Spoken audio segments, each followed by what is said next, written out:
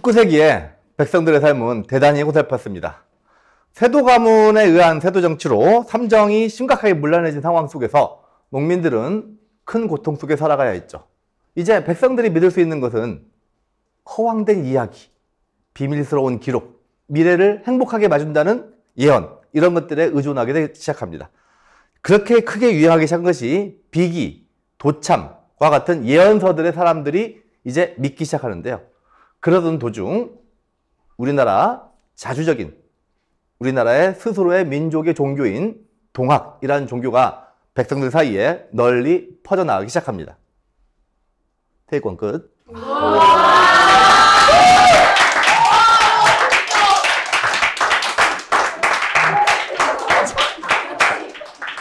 자, 그럼 지금부터 동학이 어떻게 해서 교세를 확장해 나갔는지, 그리고 어떻게 하여 가보년의 동학농민운동으로 발전해 나가는지 살펴보도록 하겠습니다.